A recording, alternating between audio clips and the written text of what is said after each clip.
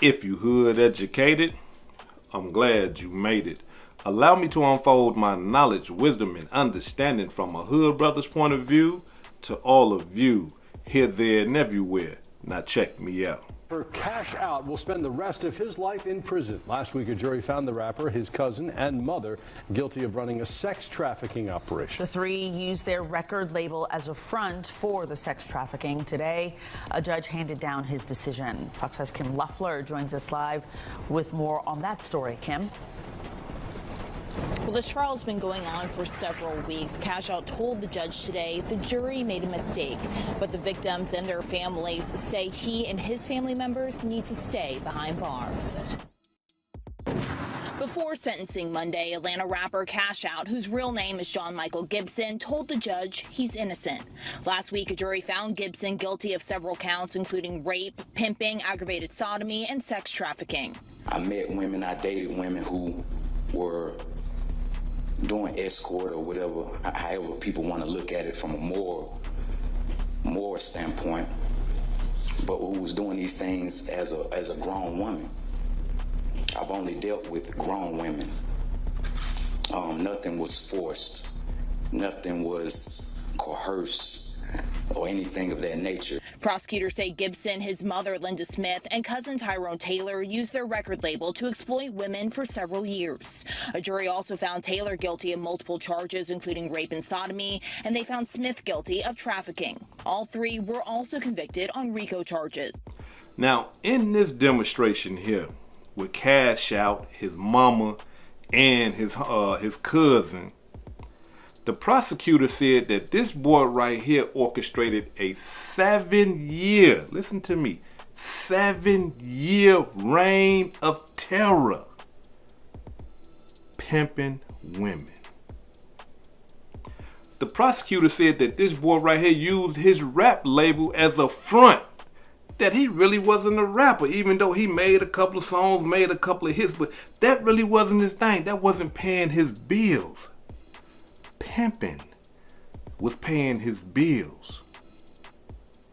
The prosecutor has successfully convicted him of RICO, of sex trafficking, aggravated sodomy, and amongst all type of other things dealing with pimping women. This is a cold-blooded demonstration, because one thing we gotta understand, right, that the prosecutor has proved that him, his mother, and his cousin orchestrated, organized pimping. Now, the fact that it wasn't simple pimping, you know, hey, look, check this out, baby, you know what I'm saying? I need you to make a few moves for me and this, that, and the other, woo, woo, woo. You know, it wasn't that type of pimping. If it would have been that type of pimping, it wouldn't have been the RICO, it wouldn't have been all these other charges that he got convicted of. They are saying that he coerced his women into selling their bodies, giving them false promises, manipulating them in situations and stuff like that, to get them to sell their bodies. But not only that, but he was forcing them to sell their bodies, beating them, making them get out there and get my money. And see, we got to understand something. When you dealing with force and coercion in the pimp game, it's over with. You dealing with organized pimping, orchestrated pimping, it's over with. They gonna treat you like you done killed 12 people once they get done with you. So to all my pimp guys out there, I know it might seem fun and all this old type of stuff. Use this case right here as an example. For all my sisters out there, y'all got sons that are pimping, nephews that are pimping. You want to get your feet wet, you want to get a couple dollars of that good pimping that your son or your nephew doing. No, let this be a lesson to you. As you can see, his mother got caught up in this whole demonstration as well.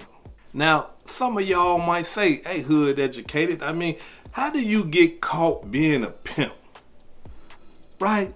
Like, what type of evidence do they need to catch somebody pimping? Well, the first thing we got to understand is this right here. All the women that pimps pimp are considered to be victims. And it don't matter what they do. Once the prosecuting attorney tells them, hey, look, you are a victim, and we need you to get on the stand and testify to this boy's pimping, because if you don't, we gonna send you to jail for doing all the illegal stuff that you did. What you think these women gonna do? Man, these women got kids. These women don't want to go to jail. I mean, they so used to, putting their face on and putting their hair on and their eyelashes and nails on and fresh clothes on and looking nice, looking good. They can't do that in the penitentiary. They can't do that in the county jail. Hell yeah, they finna. Hey, look, it was him right there.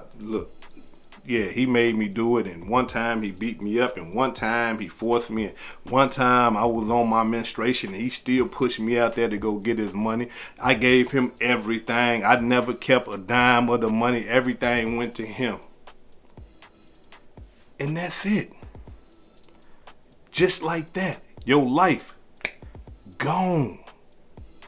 But see, once they get the victims, then you gotta understand the prosecutor dig a little deep, because we gotta understand pimping is a crime. But let's talk about some of the evidence that they used in Cash Out case. For one, the women that he was pimping, they had them all on the stand. I swear to tell the truth and nothing but the truth to help me God. That's my pimp right there. His mama helped sell my body. His cousin helped sell my body. All three of them, they was organized in the whole thing. Yeah, they had that. But it got deeper. Because they started grabbing them phones, right? Yeah. Phones, treasure trove of evidence. Listen, according to reports and according to what happened in his trial, they had 8 phones that they confiscated, right? And when I say they, I'm talking about the prosecutor. They had 8 phones that they confiscated. And y'all can just imagine what was in them phones. His mama, him, and his cousin, they texting each other. The women texting them. Through all these text messages, they organizing these women to go sell their body over here, to meet this trick over here, a trick coming to the house over there, drop the money off right here, no, do this, do that.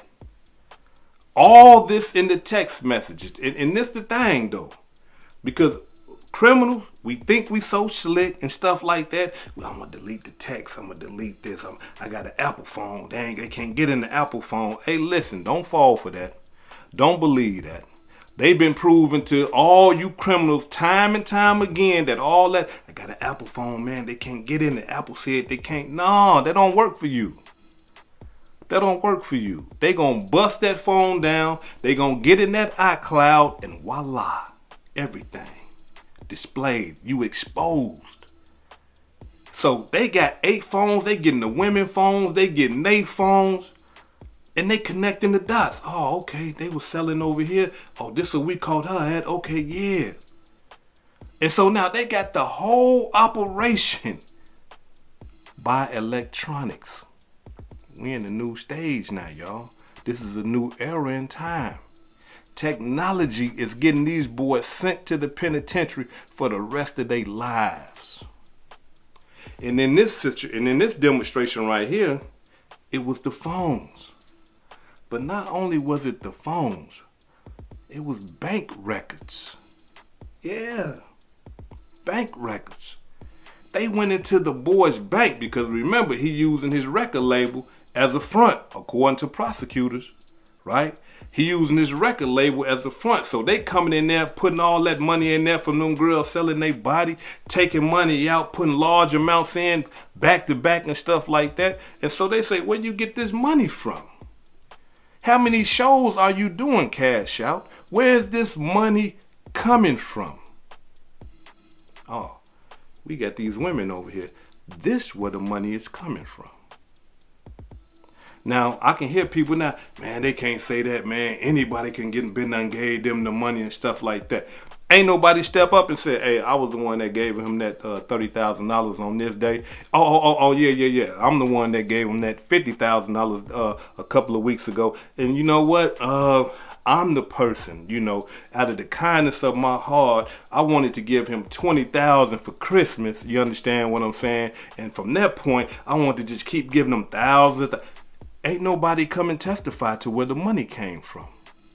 And when you don't have nobody come and testify and say, hey, I swear to God to tell the whole truth and nothing but the truth, that I'm the one that gave him the money, then that puts the prosecution in the seat to say, nah, the money came from over here. You see what I'm saying? And that's what be happening. Property. You understand? These boys buying houses and stuff like that, buying cars and stuff like that. Where is this money coming from? Where you getting the money from? We got victims up here saying that you selling their body. And they saying they gave you all the money. And you can't prove to us where the money come from? Why? Because it's illegal money. Listen, all of us that work a job, all of us that get legit money, whether we're an entrepreneur or whatever, our money can be traced. Where you get the money from? YouTube something me a check. Where you get the money from? The Hood Educated Residents, man. They be making donations to the channel every now and then. Where you get the money from? I work at the gas station. I get paid every 2 weeks. I can have you call my manager and he can tell you that they've been paying me this much money. You see, we can trace our money. We can track our money. But illegal money? No. You can't trace that. You can't track that. No, you can't go, like I said before, you can't go to the Johns, the guys that been buying all that from them women. You can't go to them and say, hey, man, check it out, man. Why don't you tell the prosecutor that you paid my girl $2,000 so you can lay up with her for a couple hours? He ain't gonna do that. He got a wife at the house. He got kids. He ain't never finna come. Man, hell no. Y'all finna put me in jail. I'm the John. Hell no. He ain't going for it. So again, technology telling. Yeah, you can't get away from it. Look, they said that the text messages revealed the whole operation. Everything that they was planning to do, the new women that they was getting, the women that done ran off, everything, the whole operation. The internet, Backpage, they linked some of the money from Backpage. Like people, when his girls put them ads in on Backpage and stuff like that and say, hey, look, we want this type of money. They was even able to link that. Nah. Is it worth it? Yeah, at the time, you be thinking that. As a matter of fact, check this out. Let me show y'all the wonderful world and some of the benefits of pimping. Check it out. Hey man, you know who you are. I like when y'all niggas come disturb my day. Thinking you finna come up off me. You know I'm coming with the shoebox money every time. So when you lose your little 20,000, 30, 40,000, I ain't giving nothing back. Hey man, how much you think we counted today, man? Guess the right number, I'm gonna cash out your hummer. Just get close, get close. You get close, I'm gonna cash out your hummer, man. You dig what I'm saying? Yeah.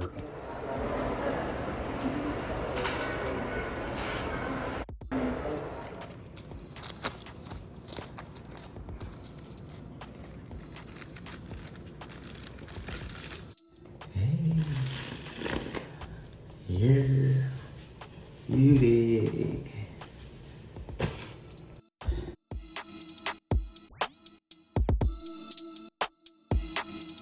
Spreading the love, spreading the love.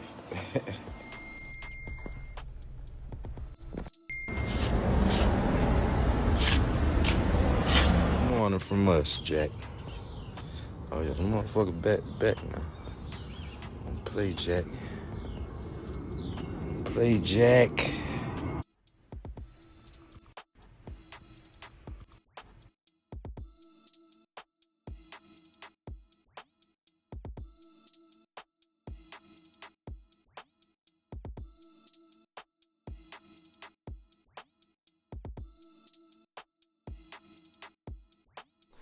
Man, all that money, jewelry, Rolex watches and stuff like that, cars, everything, don't it just look so fine and dandy? Listen to me, y'all. This man, according to prosecutors, had cribs everywhere, right? Houses, homes, everywhere, apartments, condos, everywhere, where his women would go lay up. They wasn't playing the hotel. These was high price. They wasn't going to no hotels telling the tricks, hey, come to the hotel. Nah. You know, tricks be scared to go to the hotel because they know them stings and stuff be there. No, they had cribs. That's how much money they was making. Condos, apartments. Multiple condos, apartments, houses, where these women would lay up there and just chill while his mother, the madam, would be sending tricks. Yeah. Oh, you want how many hours? Okay. Oh, you want light skin with the blonde hair? All right. Oh, no, you want 2. Okay, all right, bet. All this, and these tricks is going to the cribs, right? Spending their money. These tricks is going to the cribs where these girls is at. Now, once the prosecutor got a hold of that and they understood all these locations and these women are in these locations, hey, where you work at? I don't got a job. So how you paying rent every month? You see? Oh, okay, I got it. Well, you know, my boyfriend and his mama and his cousin, and you know, they have guys come over here and I have sex for them, and you know, they pay them and you know, they pay the rent here and stuff like. They was able to connect all that to all the whole houses that they had. They got them paying the rent at the whole houses. Mama, cousin, cash out. Yeah, they cashing out all the rental properties. Yeah. Cold-blooded demonstration. And if that wasn't enough, the mama, the cousin, cash out, while they was sitting in that county jail, they all on the phone like this here. Acting as if the phone don't tell you, hey look, we gonna record everything you say, and it can and will be used against you in the court of law.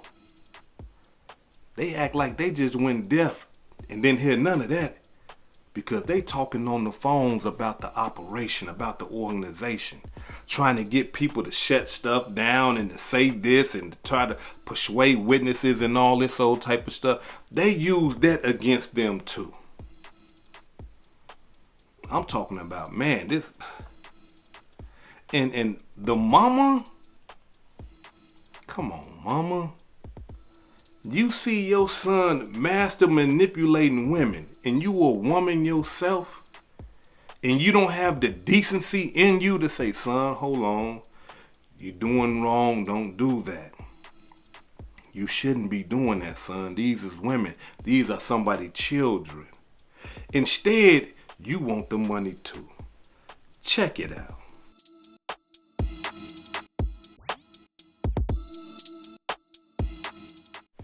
Y'all see what I'm saying?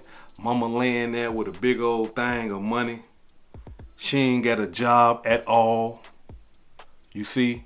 They connected her to the whole operation. Why? Because they got her on camera footage. They got him on camera footage. They got them going to go get girls and drop girls off and then just, you know, camera footage of their own stuff. You know how people have the rings and stuff like that on the cribs and all that. Yeah, they used all that against them. All that. Cell phone stuff. It just was a conglomerate of information and evidence that led to their guilt. Check it out. Rapper won't know the punishment for his RICO and sex trafficking conviction after the weekend. Atlanta News First anchor Joe Gorcho is live tonight outside the Fulton County Courthouse. So, Joe, it didn't take this jury very long to find a verdict for cash out. And Blair, the jury able to reach this decision after the weeks-long trial, following hearing extensive testimony from alleged victims, law enforcement, prosecutors and, of course, the defense pushing back against those claims. Now, Shawn Michael Gibson, better known as hOut, along with the two co-defendants, including his own mother, Linda Smith, awaits sentencing, which will take place on Monday. Moments before the jury reads its verdict, Shawn Michael Gibson tilts his head up and takes a deep breath. We, the jury, found the defendant guilty. With the first verdict read, the jury found Atlanta rapper hOut guilty. Each defendant, though, was convicted on multiple charges. Was it freely and voluntarily made by you? Is it still your verdict? The judge presiding over the case polls each juror to confirm their verdict. The jury issuing a partial verdict for the defendants, meaning they were not found guilty on every charge against them. As to the conspiracy to violate subsection A of the Georgia RICO Act, we, the jury, found the defendant guilty. However, the trio was found guilty of RICO and trafficking charges. Trafficking a person for sexual servitude, we find the defendant guilty. Gibson and co-defendant Tyrone Taylor were also found guilty of rape. Count 10 rape, we find the defendant guilty. Fulton County prosecutor Ernell Winfrey told the jury during closing arguments on Thursday how Gibson allegedly used his music label to lure women into prostitution, a case she said involved a 7-year reign of terror through what she called a business. Now, after multiple guilty verdicts, Gibson, his mother, and Taylor left the courtroom in handcuffs. And now we await the sentencing hearing that is scheduled for Monday at 10 a.m. inside the Fulton County Courthouse. Reporting live from outside the Fulton County Courthouse, Joe Gorcho, Atlanta News First. So now this is sex trafficking. And according to the 12 jurors, the prosecutor has proven their case. And now we're at the sentencing phase. And I'm telling y'all, this right here is just the worst of the worst. Because here it is, we have a son, we have a mother, and we have a cousin who has sacrificed their lives for material things. Things that they can't take to the grave with them. Things that gave them some type of satisfaction and fame and stuff like that for a short period of time. That's finna cause them a lifetime of misery. Check it out.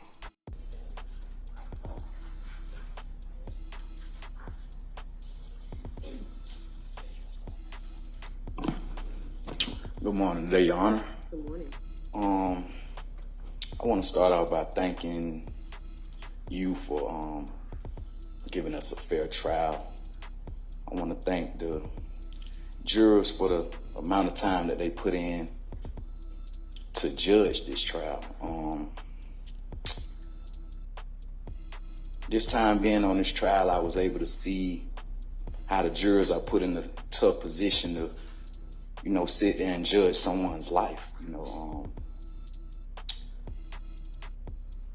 and, it's a hard decision, and I felt like they made the wrong judgment.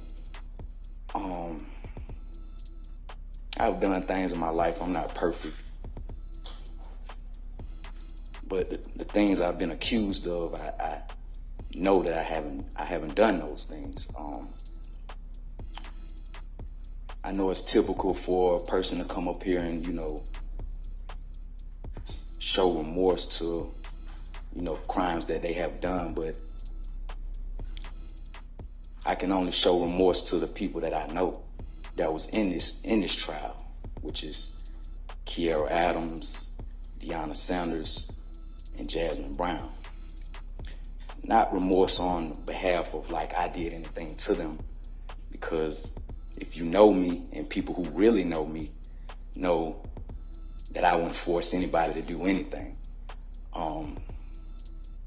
I met women, I dated women who were doing escort or whatever, however people want to look at it from a moral standpoint, but who was doing these things as a grown woman. I've only dealt with grown women. Nothing was forced. Nothing was coerced or anything of that nature. If you notice before this trial, no woman can say anything about that, about me before this trial. If you notice, before this indictment, no woman can say anything about me before this indictment.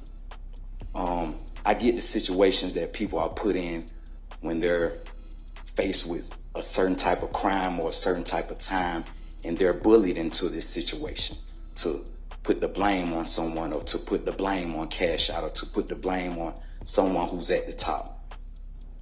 That's why I didn't really fault them for their decision. I didn't fault Deanna Sanders for making her decision during a proffer. She just had a child. Mind you, she was just on video call with me while being incarcerated. I don't fault Kiera Adams for doing the things she did with her proffer, because mind you, she was facing a certain amount of time handling her probation in different cases that she's on. I don't fault people for making accusations, because I'm a man that typically let women leave on their own behalf. Never held them in prison or held them in slavery or said, you can't leave me, or you can't do this. Every woman you seen come on this stand showed you that they left and came back willingly on their own. What I mean by that, they left on their own and they came back willingly on their own. During this trial, I was able to see, you know, how valuable life is and how valuable the people that you hang around, or the people that you even date, or the people that you even know, how valuable it is to judge their character. Sometimes I let people stay around who I knew was going to affect a situation that I had going on. So I don't, and for the people who came to this trial that I never met a day in my life, never had any contact with them, never had a text message with them, never had an interaction with them, don't even know where most of these stories came from, it's baffling. Never forced a woman to commit a sexual act. Never, I've been traveling all around the world from here to Dubai, and you would never hear a woman say that I forced them to do anything sexual or commit a rape with anybody. I don't hang around people that do things of that nature. I feel like, and somebody asked me this the other day, it was like, every time I see your head high and you always smiling, because when you have that confidence, it takes me back to the Bible. When you have that confidence and you know you can be falsely accused of things, Jesus was falsely accused, a lot of the prophets were falsely accused. You don't have that emotion like you've done something. You know, so if you seen me with my head high, or if you seen me smiling, it's because I know at the end of the day, through Jesus Christ, the Most High will always give you the actual judgment. So I really thank you for providing us a fair trial. Just me getting to know you during trial, I was like, you know, she's just the judge. But when you sit 12 people in that panel and you know, have them, you know, judge our lives and, you know, put them in a position to judge our lives, you know, it takes you back to, once again, the Bible, when people had to judge these prophets' lives. And I say, if you know me, you actually know me. There's plenty of people that know me in this world. There's plenty of people that know me in this jail. There's plenty of people that know me where I'm from. Like I say, once again, I'm not perfect. I come from certain areas. I come from, you know, certain environments. I come from doing things in my past life before the music. But I'm here to tell you that if you sat in this trial and you paid attention to this trial, before these dates, no woman could ever say, I done those things to them. Before these dates, you can go on my Instagram and see these women enjoying themselves, having their own things, living their own life.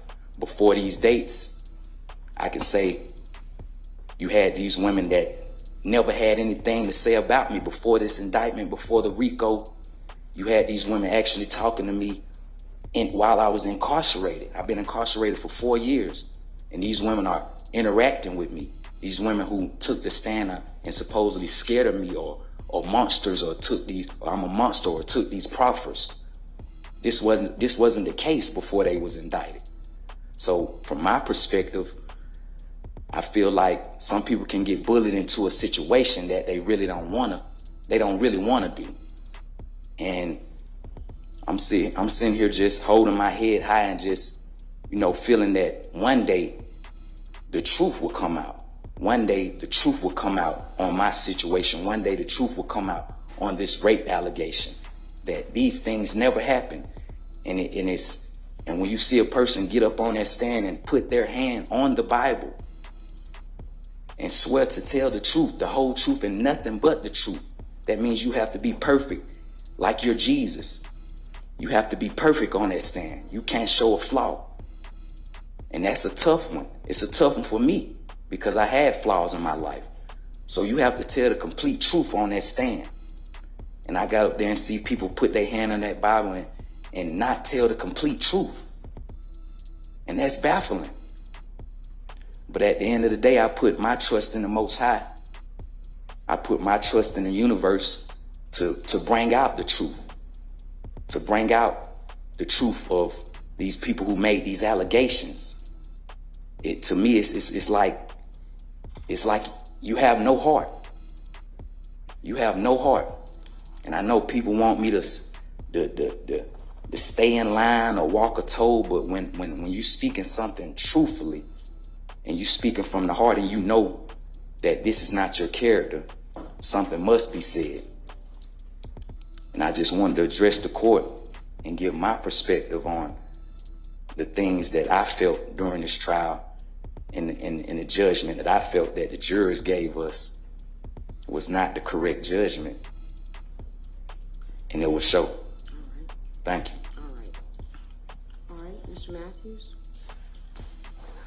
Your Honor, thank you for allowing Mr. Gibson to speak to this honorable court. Fulton County Superior Court Judge Melanie Leffridge sentenced Gibson and Taylor to life in prison plus 70 years and Smith to 30 years behind bars. During the course of this trial, the court heard and viewed evidence demonstrating the very worst of human behavior toward other human beings. The court also heard impact statements from victims and their families. He and his mom literally stole the souls of all the women that they victimized. The day these defendants chose to commit these crimes against me, they gave me a life sentence, and there was no mercy or consideration. As part of their sentencing, all three are banned from contact with the victims and their families. Live this evening in downtown Atlanta, Kim Loeffler, Fox 5 News. Well, the judge certainly didn't buy his religious invocation there. Kim, thanks.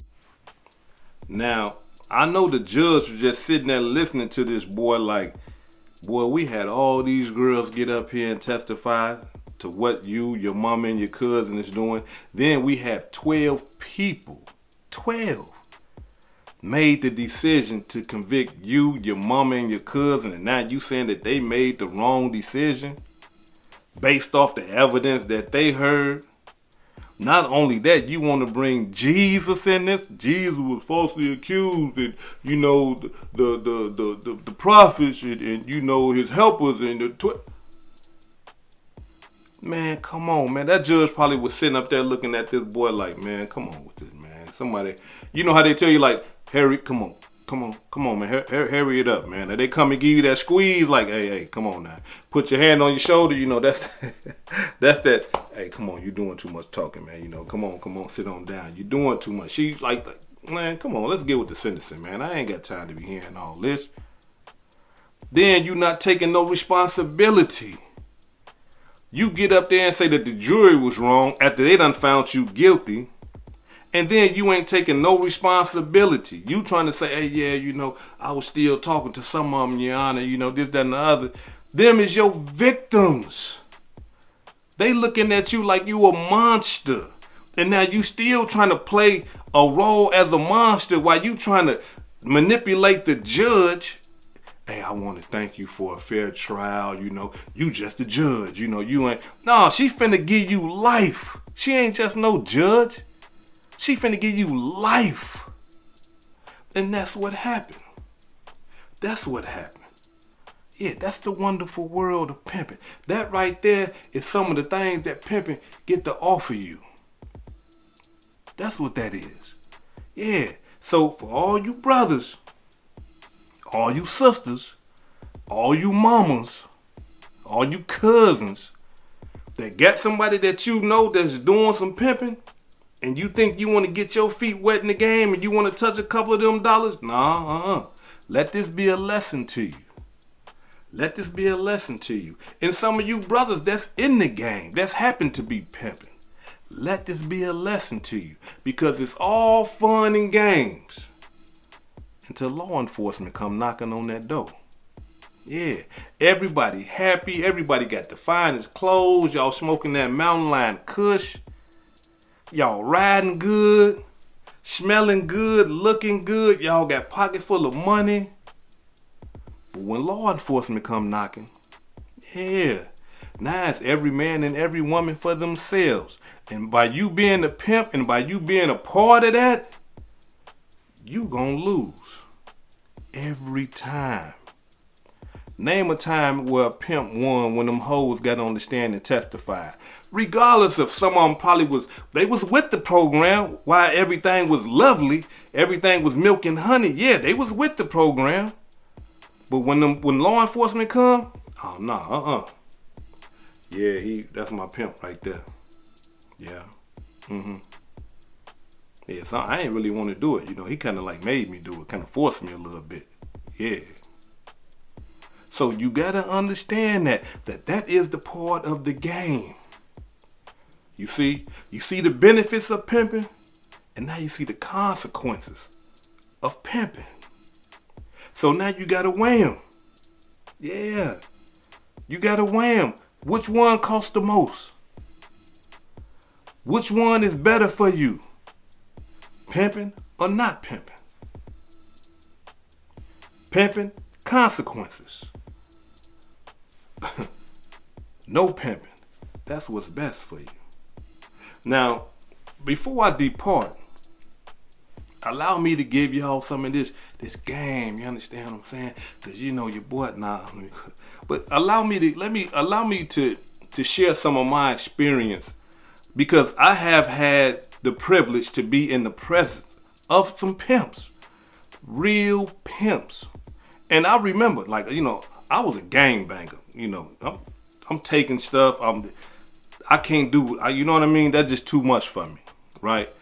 And so I asked the pimp one time. I said, man, how? And listen to me, y'all. This man right here had women, beautiful women, that I would have tried to make my girlfriend or something like that. These women was fine.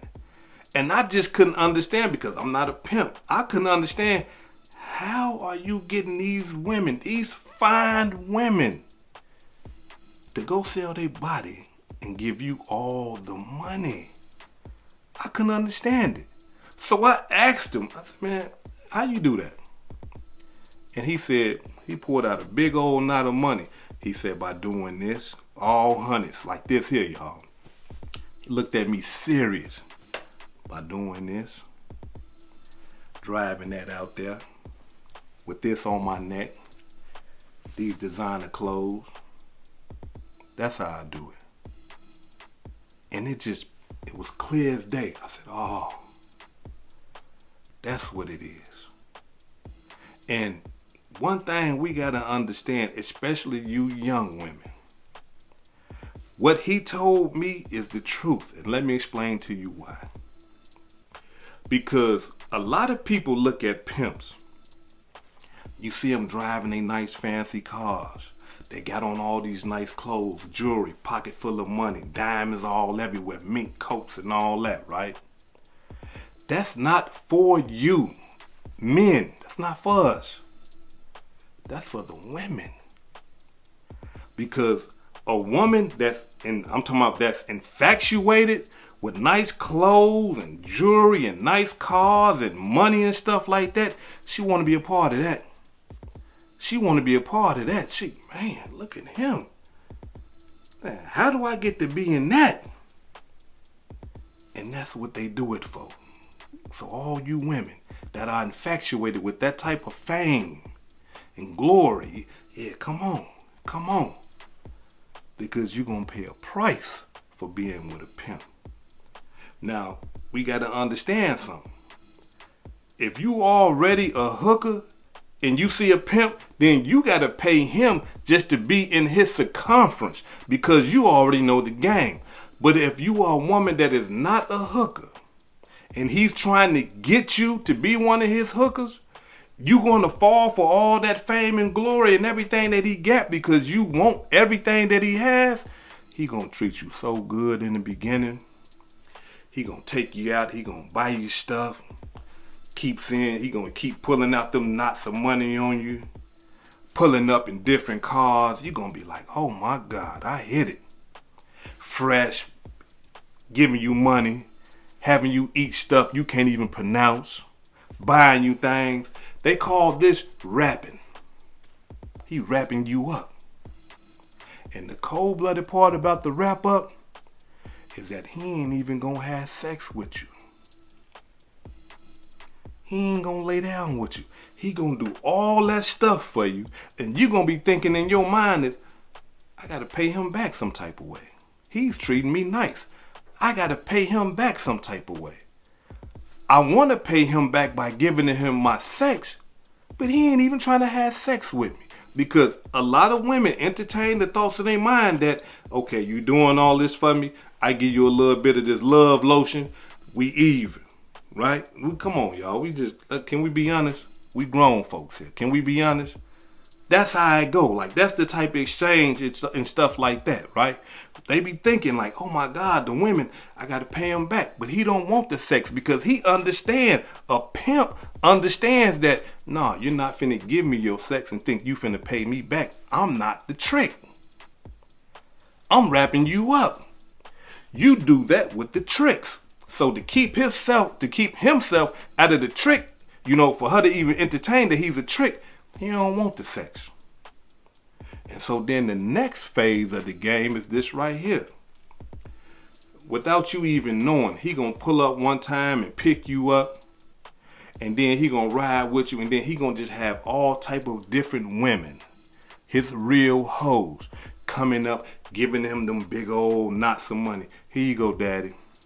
Then he gonna drive somewhere else. Here you go, daddy. Here you go, daddy. Here you go, daddy. Here you go, daddy. This all a part of the manipulation. This is a part of the game. So now without him even saying things, oh, this is a pimp I'm dealing with. I'm dealing with a pimp. If you intelligent, as soon as you peep that game right there, you'll get out the way. You'll leave. He'll call you the next day. You'll say, nah, I'm cool. Thank you. I'm straight. My brother and them, my cousin and them told me not to mess with you. My dad said, I can't mess with you no more. I'm cool. I'm straight. I can't deal with it. Oh, baby, come on, baby. Now, listen, I just bought you all those nice things. I got something else for you. No, I'm cool. Because, see, he trying to turn you out. And that's why he doing all that stuff for you. He trying to wrap you up and turn you out. So, once you see that, and if you still infatuated with the money and all the clothes and stuff that, you see his girls, because they going to be coming up clean. His hoes, they going to be coming up, I'm talking about fresh, nice. And you going to be looking like, damn, I want to be like that. And then once you don't flee from him, he know he got you. Then he going to lay it on you. Well, look, dig this here, baby. You know what I'm saying? I got these girls, they getting this money and things like that. I got to go over here and, pay attention to them. I can't be sitting here with you and all. Damn, she thinking that I'm like, oh, you going to cut my attention off? I want to be with you. I thought I was special. I thought you weren't going to treat me like you was treating them. Nah. Yeah, you finna get in or you finna get out. And a lot of the women, they fall for it. Before they know it, they selling their body. And then he got the other women that's making them think that, you know what? It's okay to do. They are doing it. They are not mad. They are not sad. They got nice clothes. They got nice things. It's not bad being a hooker. And that's it. You gone. So now y'all ask yourselves, all my pimp guys out there, is that worth it? Is pimping worth the rest of your life? Even though I understand the game, you know, these girls, they probably was a part of it. But you got to understand something, that the prosecutor don't care if they was a part of the game at one time. They want them to get up there, get on the stand and talk about how they was a victim and how they was victimized.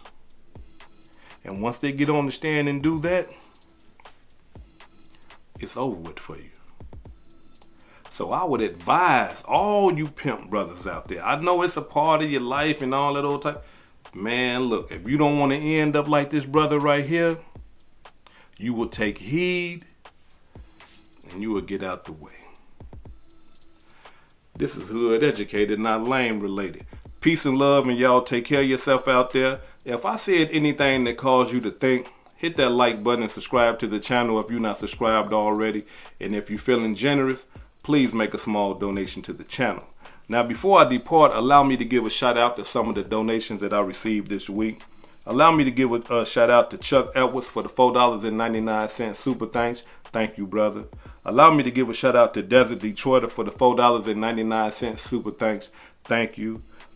Champion of the Cross for the $5 super thanks. Thank you.